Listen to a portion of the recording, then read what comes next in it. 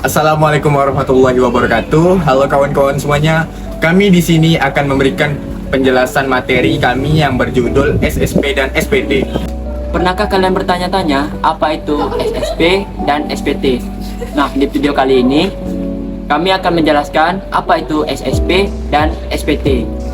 Mari kita simak video ini ya. Dasar hukum SSP dan SPT. Peraturan terbaru SSP adalah diatur dalam Peraturan Direktur Jenderal Pajak Nomor per 22 per PJ per 2021. Kebijakan ini mengubah beberapa ketentuan yang diatur dalam Aturan per 09 PJ per 2020 tentang bentuk, isi, dan tata cara pengisian surat setoran pajak. Sedangkan dasar hukum SPT sebagaimana disebutkan dalam pasal 8 Undang-Undang Nomor 28 Tahun 2007 tentang perubahan ketiga atas UU Nomor 7 Tahun 1983 tentang Ketentuan Umum dan Tata Cara Perpajakan atau KUP. Pengertian SSP dan SPT.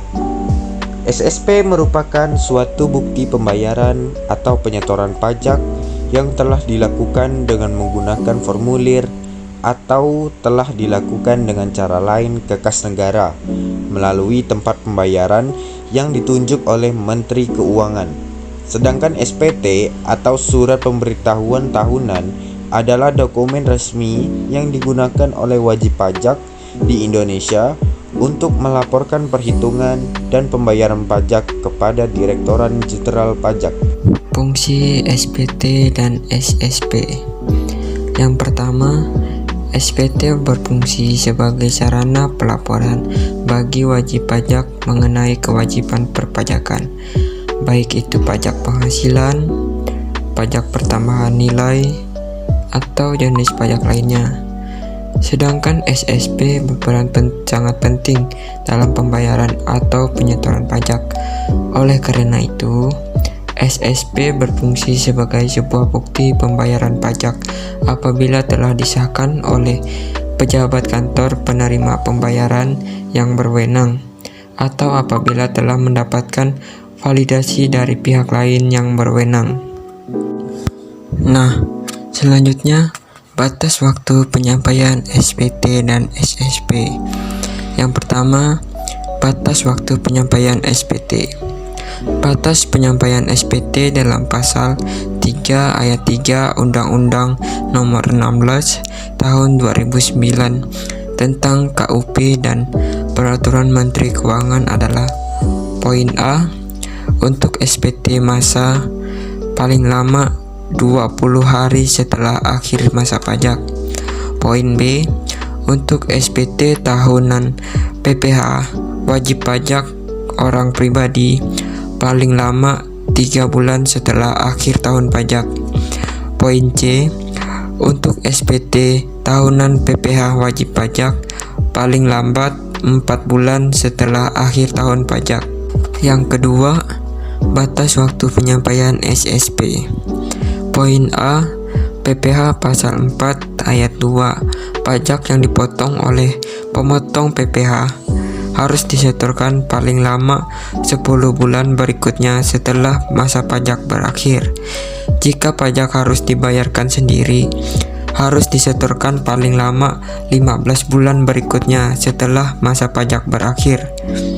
Poin B, PPh pasal 15, pajak yang dipotong oleh pemotong harus disetorkan paling lambat 10 bulan berikutnya setelah masa pajak berakhir. Maka batas penyetoran adalah 15 bulan berikutnya setelah masa pajak berakhir. Poin C, PPh pasal 21, pajak yang dipotong oleh pemotong harus disetorkan paling lambat 10 bulan berikutnya setelah masa pajak berakhir.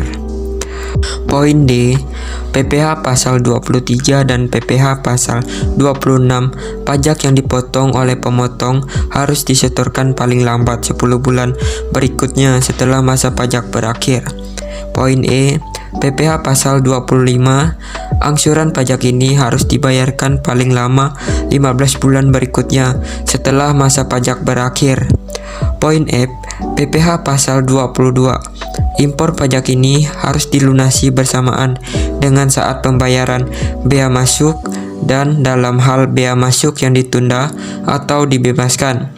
PPh impor harus dilunasi pada penyelesaian dokumen pemberitahuan pembean impor. Nah, selanjutnya contoh formulir SSP dan SPT sebagai berikut.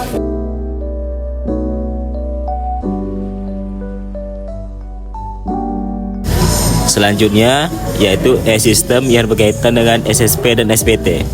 Sistem e-SSP adalah sistem elektronik yang digunakan untuk membuat dan mengirimkan SSP secara online.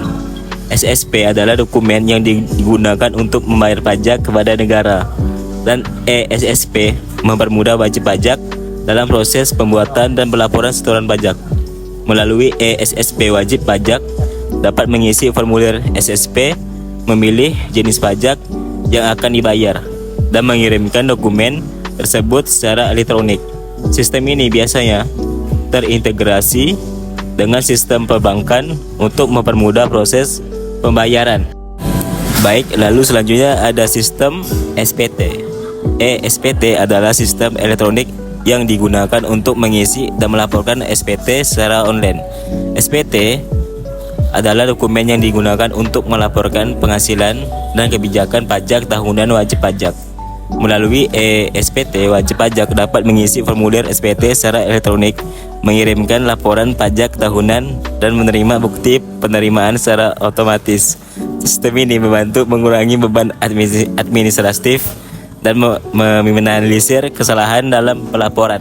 Sekian penjelasan dari kami, semoga bermanfaat dan bisa dimengerti oleh kalian. Jangan lupa untuk like dan subscribe. Wassalamualaikum warahmatullahi wabarakatuh.